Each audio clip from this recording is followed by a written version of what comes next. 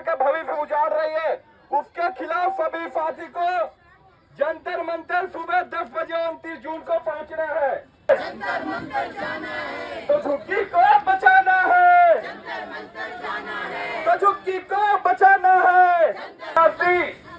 पूरे दिल्ली में झुग्गी झोपड़ी उजाड़ रही है, दिल्ली को झुग्गी झोपड़ी मुक्त कर रही है, गरीबों को बाहर का रास्ता दिखा रही है।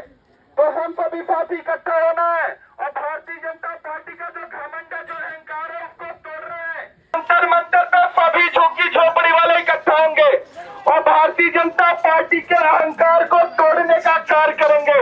भारतीय जनता पार्टी पूरे दिल्ली में झुग्गी झोपड़ी तोड़ रही है, पुरानी से लेकर के किरारी तक और गदर कैलाश से लेकर के जंगपुरा तक। हम सभी साथी को जंतर मंतर पे 29 जून को सुबह 10 बजे पहुंचना है और भारतीय जनता पार्टी के अहंकार को चकनाचूर करना है।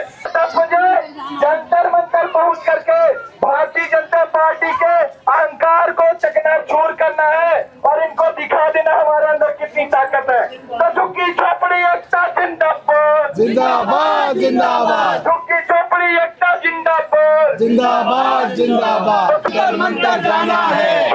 गरीब एकता जिंदाबाद, जिंदाबाद जिंदाबाद, गरीब एकता जिंदाबाद, जिंदाबाद जिंदाबाद, हमारी एकता जिंदाबाद, जिंदाबाद जिंदाबाद। भी तोड़ देंगे।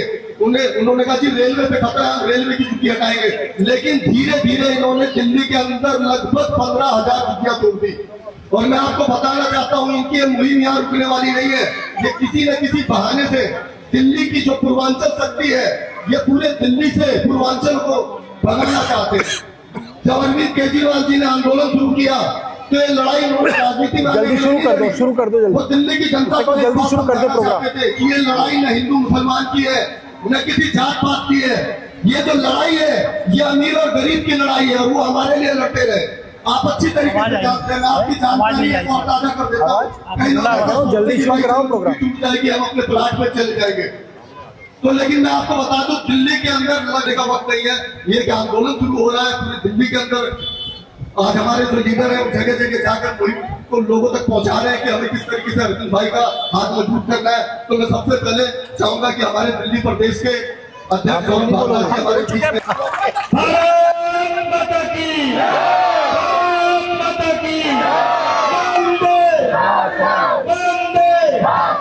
हम सबके बहुत ही महबूब नेता आदरणीय सौरभ भारद्वाज जी, इस क्षेत्र के निगम पार्षद और हमारे गुरुकुल जोन के चेयरमैन पुनीत राय जी, हमारे निगम में साथी बहन सारिका चौधरी जी, निगम पार्षद साथी बहन अलका ढेंगरा जी, और मेरे साथी अंदर सत्ता में आई है, उनको सिर्फ एक काम रह गया है कि कैसे गरीब को उजाड़ना है, कैसे गरीब की झुग्गी को उजाड़ना है, कैसे गरीब के रोजगार को उजाड़ना है। आपकी इस लड़ाई के अंदर एक पार्टी इस समय खड़ी है, आम आदमी पार्टी। आपकी लड़ाई के लिए अरविंद केजरीवाल जी के नेतृत्व में एक आदमी दिल्ली में लड़ाई लड़ रहा है, सौरभ भारद्वाज। आज ये लड़ाई आपकी लड़ाई है, लेकिन सौरभ भारद्वाज जी ने अपनी लड़ाई बना लिया है। ये दिल्ली के अंदर घूम घूम कर बचाने के लिए दौड़ रहे हैं। मैं आपके बीच में ज्यादा समय नहीं लेना चाहता, सिर्फ एक बात कहना चाहता हूँ, एक नारा लगा के जवाब देंगे, झुग्गी को बचाना है, जंतर मंतर जाना है, झुग्गी को बचाना है, झुग्गी को बचाना है, झुग्गी को बचाना है, झुग्गी को बचाना है। उसके विरुद्ध हम आवाज उठाने के लिए एकत्र हुए हैं। आज हम आपके सहयोग के लिए आपके साथ खड़े हुए हैं। 29 तारीख को आप लोगों ने हमारे साथ खड़ा होना है और सबको दिखाना है कि हम सब एक हैं और हम झुग्गी झोपड़ी नहीं टूटने देंगे। जब उन्होंने प्रॉमिस किया था कि झुग्गी झोपड़ी टूटेगी तो पहले मकान देंगे, पर उन्होंने अपना वादा पूरा नहीं किया है। तो एक बार पूरे जवाहर कैंप की तरफ से धन्यवाद। और हमारे सुख के साथी, मैं चाहूंगा कि हमारे बीच में पुनीत जी अपने शब्द रखे और इनकी हर लड़ाई में और दिल्ली सरकार की लड़ाई में हम सब भागी। साथ दोगे नहीं दोगे, हाथ पकड़ के आओ। एक बार पुनीत भाई, पुनीत भाई, आप लोगों को मैं ये याद दिलाना चाहता हूँ कि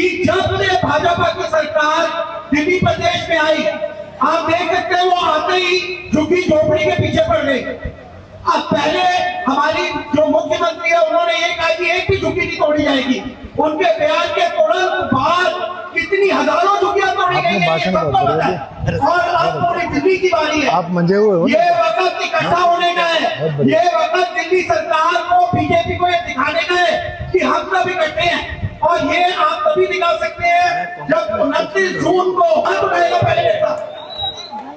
मैं अब अपने सीनियर नेता को कहूंगा कि वो आए, सौरभ भाई आए और दो शब्द बोले और वो मेरे से बहुत बेहतर आपको झुग्गियों के बारे में समझा सकते हैं। धन्यवाद। जय हिंद। कि आप तीनों आए, हमारे युवा साथी भी नीचे हैं, हमारी जो स्टूडेंट विंग है उसके लोग भी आए हुए हैं। सारिका चौधरी जी हमारी महिला विंग की अध्यक्ष हैं, जंगपुरा से पार्षद हैं, वो भी हमारे बीच में आई हैं। आप सब लोगों को याद होगा दिल्ली के चुनाव से पहले भारतीय जनता पार्टी के नेताओं ने कहा कि हम दिल्ली में रात्रि प्रवास करेंगे। रात्रि प्रवास क्या होता है भाई? कहता जी रात को झुग्गी में रह के देखेंगे कि क्या होता है। ठीक है, तो अलग अलग झुग्गियों के अंदर भारतीय जनता पार्टी के बड़े बड़े नेता पहुंचे,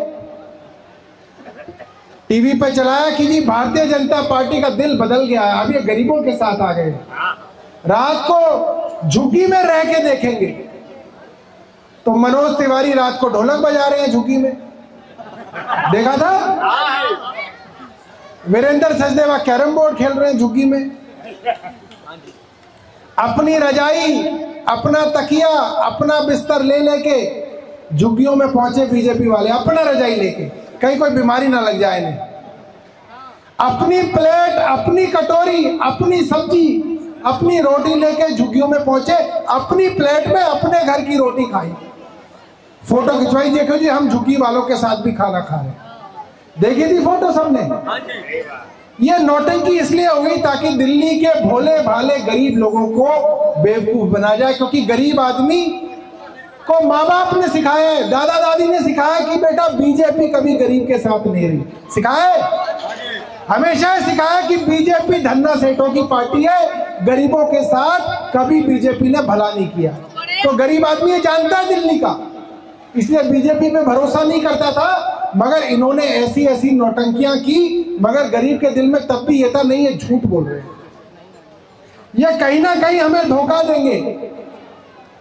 और केजरीवाल जी ने कहा कि 5 साल नहीं 1 साल में अगर ये सरकार में आ गए तो 1 साल में दिल्ली की झुग्गी झोपड़ियों को तोड़ना शुरू करेंगे। अभी तो 1 साल नहीं 3 महीने हुए, इन्होंने कितनी झुग्गियां तोड़ दी आप लोगों को मालूम है। तो बीजेपी को लगा भाई ये केजरीवाल जी तो सब जगह बता रहे हैं। तो देश के प्रधानमंत्री नरेंद्र मोदी जी ने दिल्ली के गरीब लोगों को कहा, आप सोचो देश का सबसे ताकतवर आदमी, देश का प्रधानमंत्री देश के सबसे गरीब और कमजोर आदमी को गारंटी दे रहा है और बोल रहा है भाइयों बहनों जहां झुग्गी वहां मकान। बोला था मोदी जी ने, बोला था जहां झुग्गी वहां मकान। और दूसरा क्या बोला था? बेघरों को घर देंगे, बेघर को घर देंगे और जिसकी झुग्गी है उसको मकान देंगे। तो जिसकी झुग्गी है उसको भी मकान देना था और जिसके पास कुछ नहीं था उसको भी घर देना था, ये वादा था। और आज क्या कर रहे हैं? जो बेचारे 40-40 साल से उन छोटी छोटी झुग्गियों में रह रहे हैं, जिनके बच्चे पास में स्कूल में जा रहे हैं, बेटियां कॉलेज में जा रही हैं, आसपास नौकरी है, काम धंधे हैं, उनको बुलडोजर से बेरहमी से उजाड़ा जा रहा है। और किसी मीडिया की हिम्मत नहीं है कि वो दिखा दे, कोई बड़ा चैनल नहीं दिखा रहा।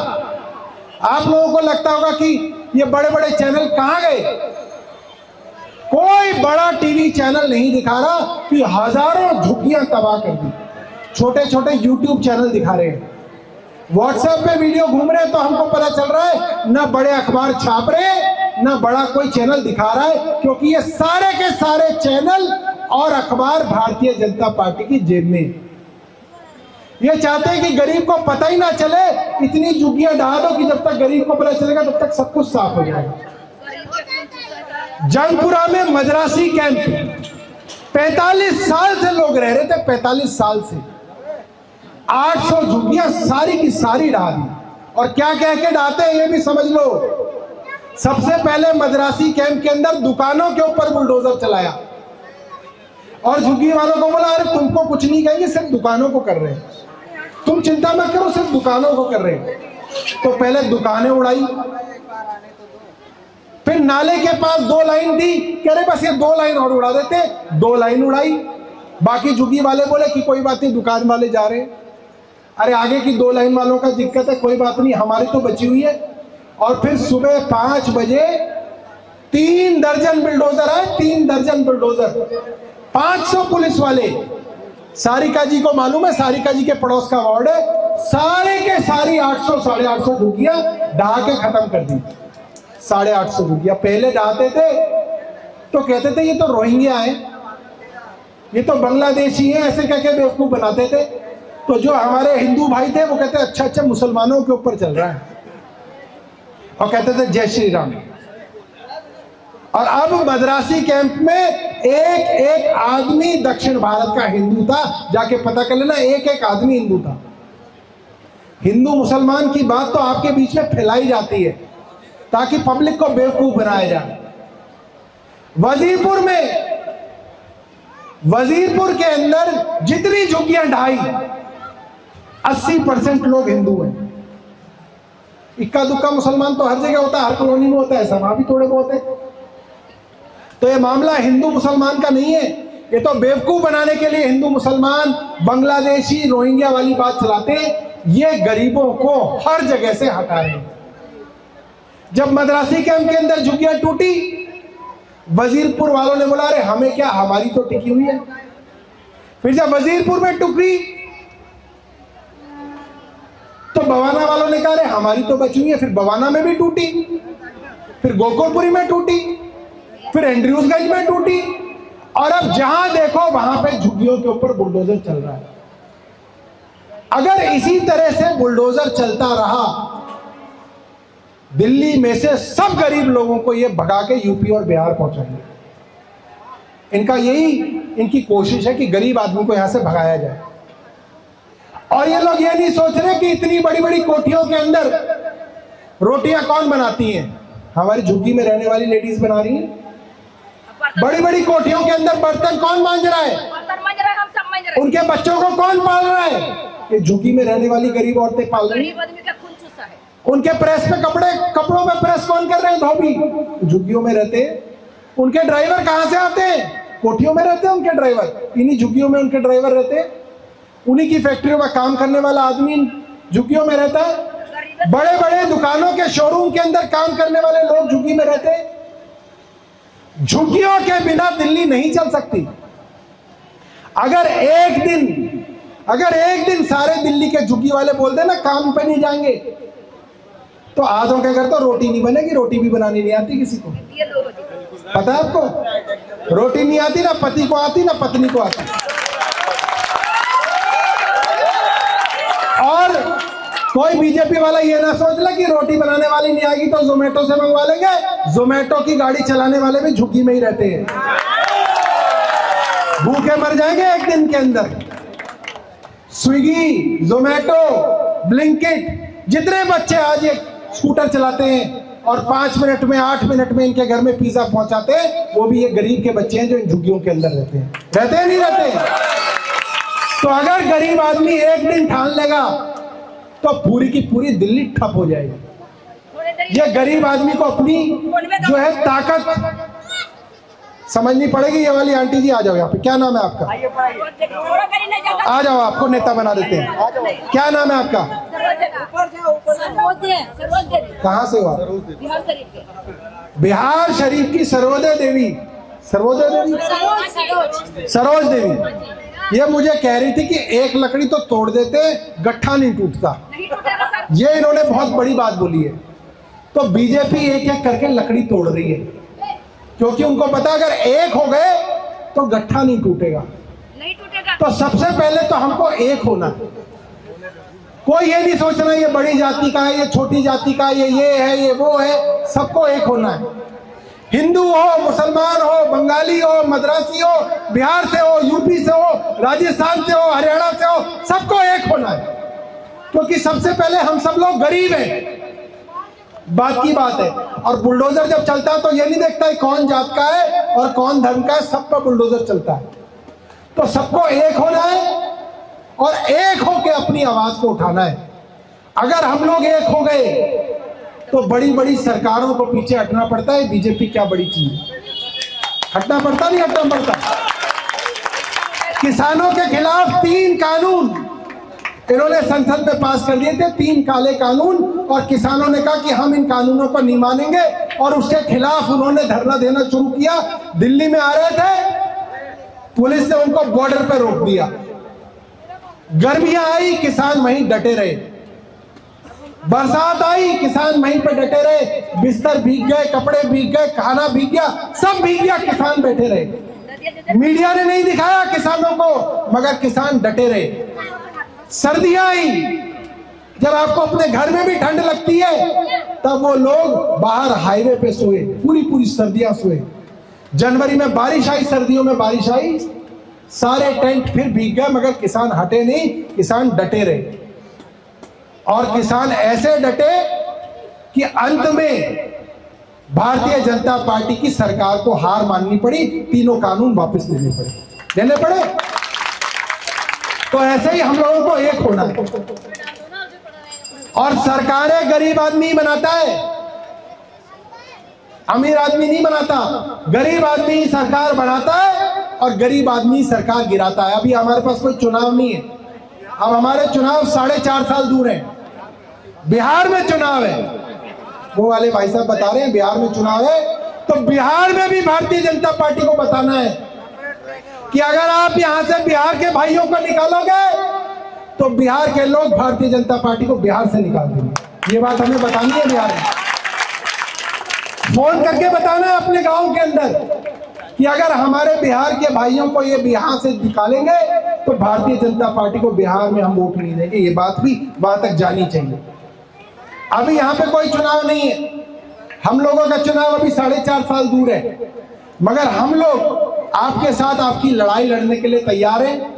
इसलिए हम लोग हर रोज दिन में 3 से 4 जगह जाते हैं। सुबह हरिनगर की झुग्गियों में गए थे, दोपहर में कालका जी की झुग्गियों में गए थे, अब हम यहाँ पे मोती नगर में आए हैं, थोड़ी देर बाद मादीपुर की झुग्गियों में जाएंगे। और सब जगह जाके हम ये कह रहे हैं कि 29 जून को यानी कि अगले रविवार को सुबह 10 बजे हम सबको, पूरे परिवार को जंतर मंतर पर जाके अपनी आवाज उठानी है। ठीक है, अपनी आवाज उठाएंगे, अपनी शक्ति दिखाएंगे तो भारतीय जनता पार्टी को पता चलेगा अब गरीब एक हो रहा है। और अगर ये पता चल गया कि सारा गरीब एक हो रहा है तो आपकी झुग्गियां बच जाएंगी, वरना एक एक करके ये सारी झुग्गियां उजाड़ देंगे। और ये मत सोचना कि भैया ये आम आदमी पार्टी वाले बस लगाएंगे तो ही जाएंगे, ऐसा मत सोचो। ये सोचो कि अगर बस लग गई, 3 हमारे पार्षद बैठे, मैं इनको रिक्वेस्ट करूंगा कि भाई 1-1, 2-2 बस लगा देना। मगर अगर बस ना लगी तो ये ना सोचे कि अरे बस तो लगाई नहीं, ये सोचो कि अगर बस नहीं लगी तो बाइक से जाएंगे, अपने स्कूटर से जाएंगे, ऑटो से जाएंगे, बस में टिकट लेके जाएंगे, मेट्रो से जाएंगे, रिक्शे से जाएंगे, कुछ नहीं मिलेगा तो पैदल जाएंगे, मगर जंतर मंतर जाएंगे। ये सोचना है, क्योंकि ये हमारी अपनी लड़ाई है, हमारी अपनी लड़ाई है। इस लड़ाई को हमें खुद लड़ना पड़ेगा। ये ना सोचे कि कोई और लड़ेगा, आप नहीं लड़ोगे। तो मैं आपको बता रहा हूं, आप उन झुग्गी झोपड़ी में जाके देखो, सिर्फ कहने की बात है कि मकान दिए, 1000 लोगों को उजाड़ा है, 100 लोगों को फ्लैट दिया है, और 16वीं मंजिल पे फ्लैट है और लिफ्ट चलती नहीं है। बताओ 16वीं मंजिल पे कैसे जाएगा आदमी बिना लिफ्ट के? पीने के लिए पानी नहीं है, सफाई करने की कोई योजना नहीं है, नीचे इतना कूड़ा इकट्ठा हो रहा है, सीवर बह रहे हैं। सिर्फ नाम के लिए कुछ फ्लैट बना के रखे गए ताकि अगर कोई बड़ी बड़ी बातें हो, टीवी में कहना हो तो कहे जी हम तो फ्लैट दे रहे हैं। अगर इतने अच्छे फ्लैट है तो वहां क्यों रेखा गुप्ता क्यों नहीं जाके रह लेती? वही रह ले उसी एक फ्लैट में, इतने अच्छे फ्लैट है तो क्यों जी? अगर आपके विधायक जी आए और आपको बोले कि बहुत बढ़िया फ्लैट दे रहे हैं तो कहना हरी जी आप ही रह लो ना एक फ्लैट में, एक में आप रह लो, फिर हम भी आ जाएंगे। इतने बढ़िया फ्लैट है तो आप भी रहो, कोई नहीं रहेगा, क्योंकि सबको मालूम है नरेला में फ्लैट में ना कोई रोजगार है ना कोई काम धंधा है। काम धंधे तो आदमी के जहां पे है वहीं पे है ना। यहाँ पे पड़ोस में लेडीज जो है कोठियों में काम करती हैं, आसपास की फैक्ट्रियों में लोग काम करते हैं, कोठियों के अंदर ड्राइवर का काम करते हैं, आसपास सबके काम है। इसीलिए योजना थी जहां झुकी वहां मकान, यानी कि आप पहले मकान बनाओ, हमें मकान दो और झुग्गियां तोड़ दो। किसको रहना है झुग्गियों के अंदर? मगर अगर आप ये कहोगे कि झुग्गियां यहां तोड़ेंगे, 1000 लोगों की झुग्गियां तोड़ेंगे, 100 लोगों को नरेला में फ्लैट दे देंगे, तो ये हमें मंजूर नहीं है। और जो कहे कि फ्लैट बहुत बढ़िया है, उसके साथ एक बार घूम के आना, वहां पे फ्लैट में नर्क है, नर्क। ना कोई आने जाने की सुविधा, ना कोई पानी की सुविधा, ना कोई बिजली की सुविधा। तो आप सब लोगों को मैं यहाँ पे निमंत्रण देने आया हूं, जाति धर्म छोड़ के सब लोगों को मिलके जंतर मंतर पे जाना है और अपनी आवाज उठानी है। एक बार हाथ उठा के बताना, सच सच, झूठ मत बताना, सच सच बताओ कौन कौन जंतर मंतर जाएगा। तो सारे जाएंगे। तुम किन के साथ जाओगे बच्चे? हैं? माँ बाप के साथ जाएंगे? तो आप सब लोगों का जंतर मंतर पे इंतजार रहेगा। ये एक लंबी लड़ाई है, अगर हमने इस लंबी लड़ाई को नहीं लड़ा तो हम सब लोग जो है इसके अंदर हार जाएंगे।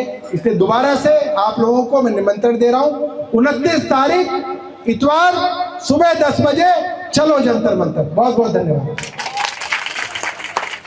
एक बारी सभी बोलेंगे, झुग्गी झोपड़ी एकता, झुग्गी झोपड़ी एकता।